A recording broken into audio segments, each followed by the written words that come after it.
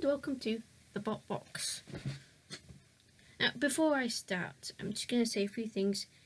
This episode isn't quite going to be like the normal episode because reasons. First of all, I'd like to say a couple of words as me without this script in front of me. For this episode, I got in touch with Shockwave's team via Twitter. For whatever reason, I haven't got the answer to the question, so I'm kind of handicapped here. But if I get any answers, I'll mention them when I have the chance. But all the same, Team Shock, thank you for letting me ask questions.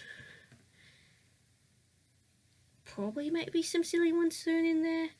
I don't know, but just thank you for letting me ask the questions. So, hope this episode is just okay, because right now I'm just rambling. So, finally, here we go.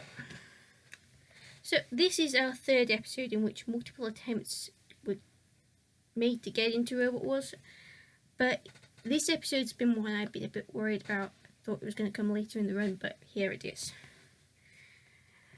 This week's subject, Shockwave, had quite a journey to get into Robot Wars, being the third attempt by its team, as I've mentioned, the aforementioned Team Shock, to get into Series 8 of Robot Wars, following the failure of Maelstrom, which I sometimes refer to as the son of St. Aggro, and Manta's failure to get in. Well, they say third time's the charm. I'll talk about those two later. So, Shockwave was a 360-degree lifter with interchangeable weapons. So you know what this means? Yep, interchangeable weapons a lot of time. For those who didn't watch Series 8, it works something like this. Okay, so robot, weapon, round and round. And yes, the choice of calculator and blue pen were deliberate.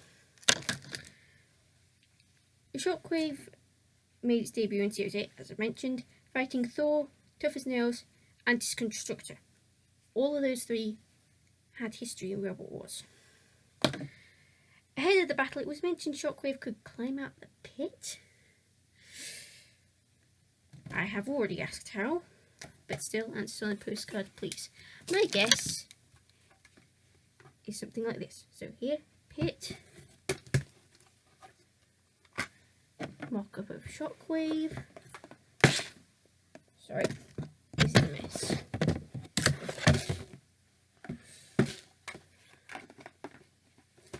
Something like this.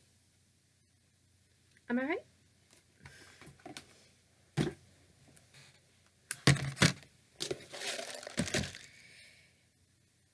Anyway, in the early stages of the battle, Shockwave opened the Pit of Oblivion.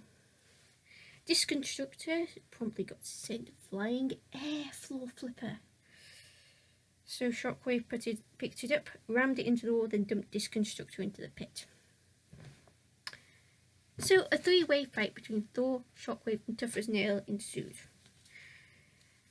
Thor and Tough as Nails took turns to end up on top of Shockwave.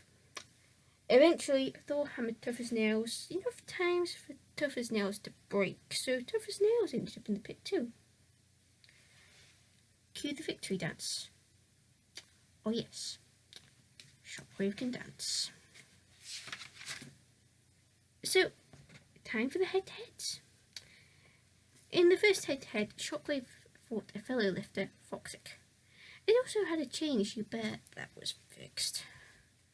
Foxic got off to a good start until Shockwave got off Foxic and opened the pit.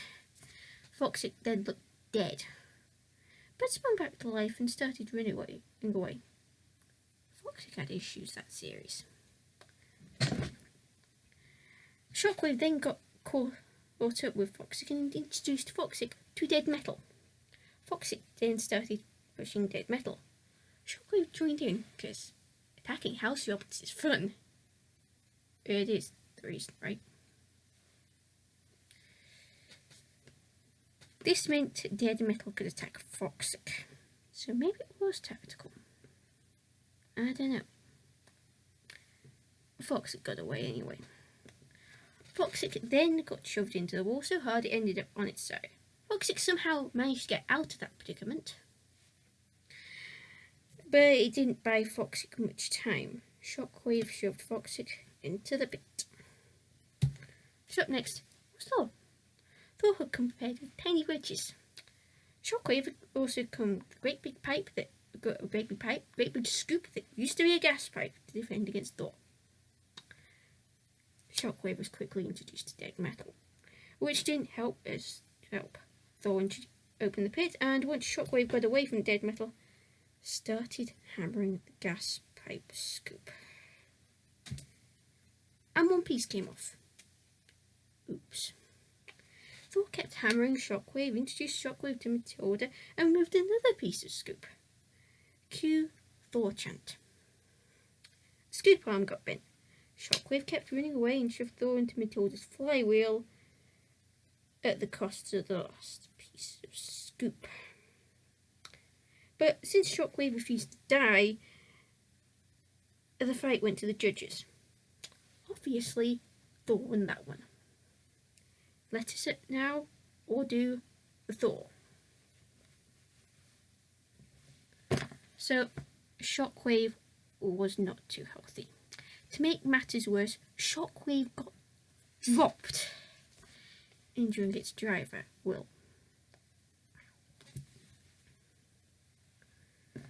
So next was Mr. Speed Squared.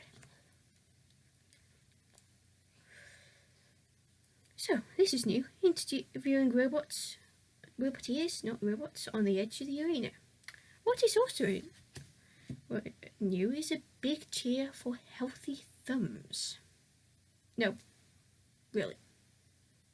Let's all do a double thumbs up. Mr. Speed Squared was already pretty poorly, so it got shoved around a bit. Shockwave opened the pit, Mr. Speed Squared had an argument with dead metal, and Shockwave lost a chain. Cue more chasing. Mr. Speed Squared got shoved onto its side, started to smoke, and got taken off the arena wall, only for Mr. Speed Squared to meet a Kilowatt and dead metal. Cue more chasing. Then it all nearly went wrong for Shockwave. In trying to get Mr. Speed Squared into the pit, it nearly ended there itself, only just dodging the pit. On the second attempt, Mr. Speed Squared went in. Cue the victory dance. So Shockwave was now in the heat final against Thor. There was no gas pipe for this fight. So Shockwave shoved Thor into arena walls and something vital broke. So Shockwave opened the pit, and like lightning did 12 years prior, pitted Thor. First, ha! I warned you! I warned you back in Lightning's episode. Second, I saw this episode when it aired. I was too stunned to say, come back, Tornado, all is forgiven. I've been rooting for Thor all evening. I didn't expect it to lose like that. Third, time for an award. At the start of the episode, when Shockwave was being introduced, Will mentioned something about hitting other robots and hopefully shocking them. Was that last part more in hope than expectation? Because if so, this wins the most accidentally accurate prediction award of Series 8.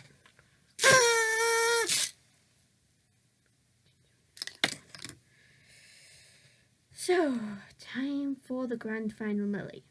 Shockwave had to fight Apollo and Carbide. Oh dear, this soundeth bad. At least Team Shock went into battle with a couple of battle plans. So, Shockwave went after Carbide. Carbide broke the arena wall. Carbide hit something at the back of Shockwave. The back wheel, specifically. Cease got called to repair the wall. Just a second.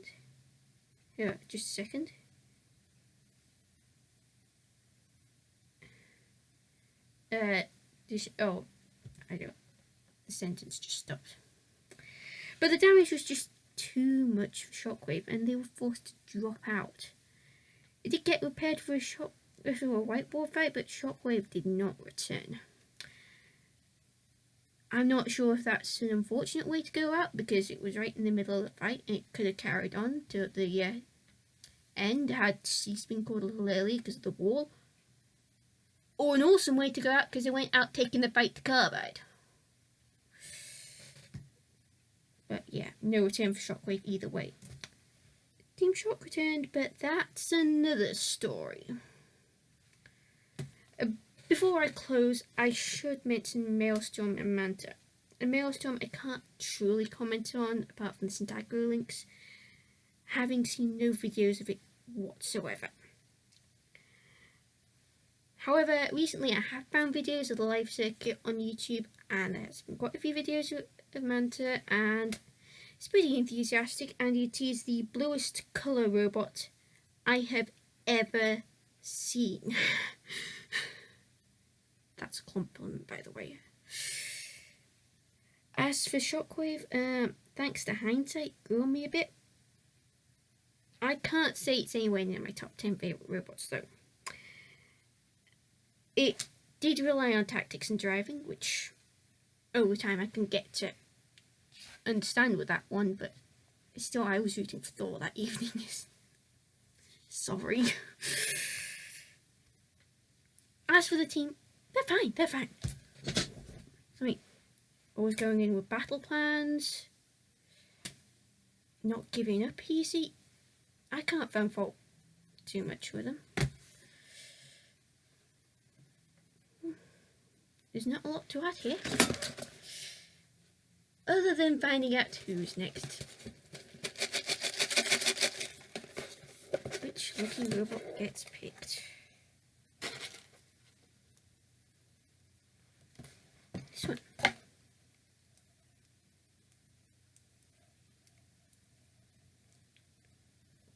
The Blob. Okay. Until next week, Callison244.